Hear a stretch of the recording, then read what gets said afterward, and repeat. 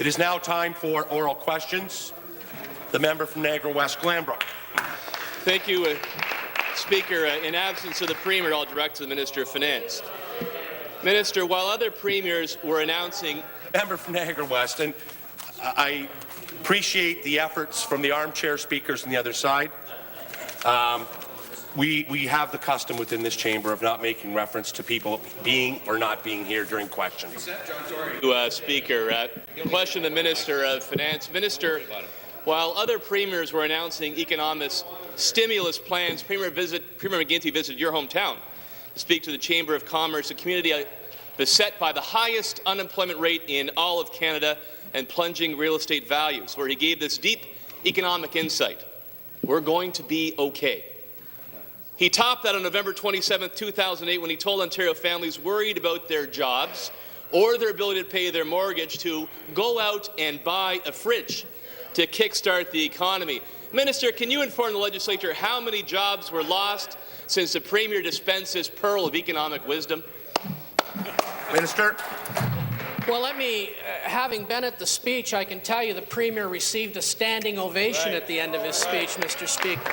The Premier reminded the Windsor Chamber of Commerce that 3 weeks earlier, the City of Windsor received $21 million in infrastructure money, which that member voted against, Mr. Speaker. The Premier reminded the audience that when Saskatchewan announced a $500 million infrastructure program for 07-08, we did $9.9 billion, Mr. Speaker. When Nova Scotia released its economic update, they said they'd wait till after the federal budget, Mr. Speaker, to address issues. We did a full fall update. Mr. Speaker, President Obama is going to speak about the American economy tomorrow and his budget for a fiscal year that began last October, Mr. Speaker. This government's the only government that's introduced budgets and fall statements on time before the beginning of fiscal years. Mr. Speaker, our government's record on infrastructure. Supplementary. How soon the minister forgets he promised us an early budget only a few weeks ago. Now we find out it's the last Thursday of the fiscal year. And I fear to say that the minister probably mistook a standing ovation in Windsor for the growing number of people lined up at the unemployment office down the streets of his home community. You know, Minister, when the PCs were in office, our pro-job creation policies helped create 1.2 million jobs in the province of Ontario, a record that stands to this day.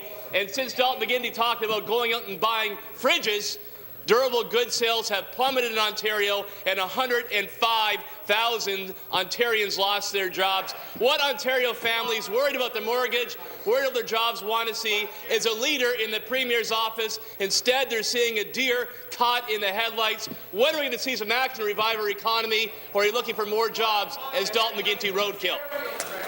Minister.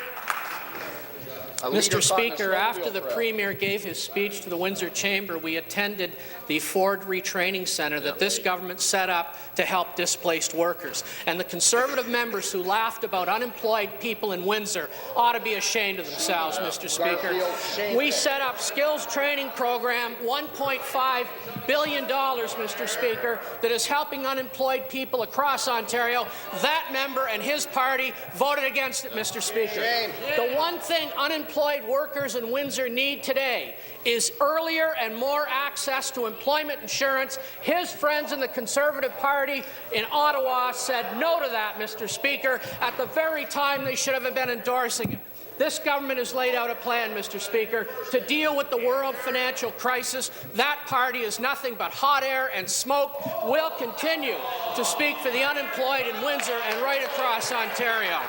Final supplementary. I don't know what the finance minister himself is smoking, Mr. Speaker. What we're laughing at over here is a Premier confronted by families worried about their jobs, worried about their mortgages, and they hear the Premier to tell them to go out and buy a fridge. They hear a Premier to say, steal yourselves. They hear a Premier say, don't worry, we're going to be okay. What a bunch of horse feathers. They want to see a leader in the Premier's office, not some third-rate inspirational speaker. Minister, PC policies of lowering the tax and the red tape burden helped create some 1.2 million jobs in the province of Ontario. What you claim to create in 5 years, we created in 1. I want to see you get off your duff, bring forward a budget, help businesses create jobs, and bring this province out of have-not status that you dragged it into.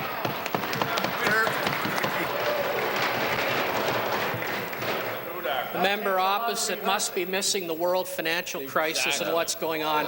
To compare the situation to the late 90s is an absolute absurdity.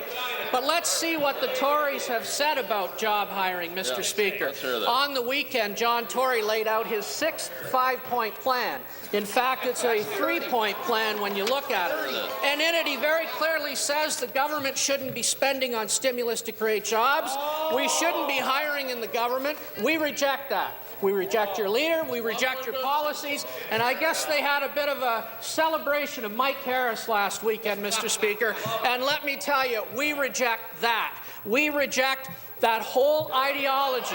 Mr. Speaker, our government has invested in infrastructure. Our government has invested in training. Our government has invested in targeted tax cuts. Our government has invested in red tape reduction.